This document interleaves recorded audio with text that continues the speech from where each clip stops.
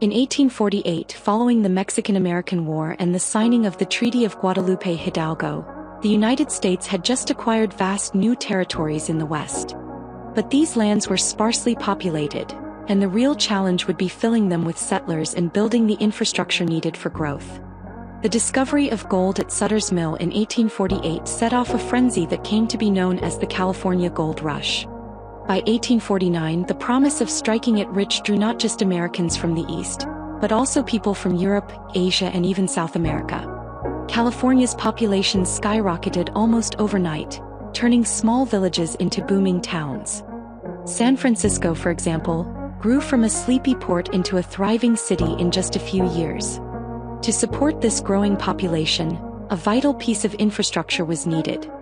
The Transcontinental Railroad, completed in 1869, connected the East to the West, making travel and trade much faster and more efficient. It turned what had once been a months-long journey by wagon into a matter of days.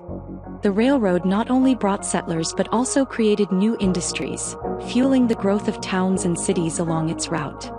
The U.S. government also played a crucial role in populating the West.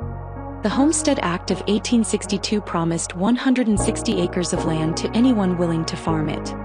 This opened up the West to thousands of families, giving them the opportunity to build a new life. Despite the challenges of harsh climates and isolation, these settlers, known as homesteaders, persevered, transforming the plains into a patchwork of farms and communities. But the influx of settlers came at a great cost.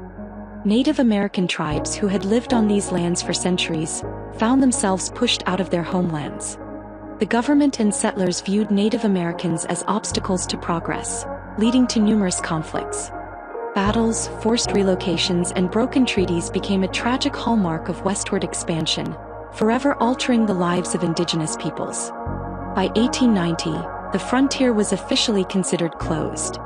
The U.S. had successfully populated and developed the West, creating bustling towns and cities where there were once vast open lands.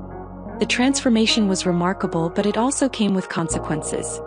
The loss of indigenous cultures, the exhaustion of natural resources, and the beginning of new challenges as the U.S. entered the 20th century. The idea of the frontier had shaped the American identity, and its closure marked the end of a monumental chapter in the nation's history.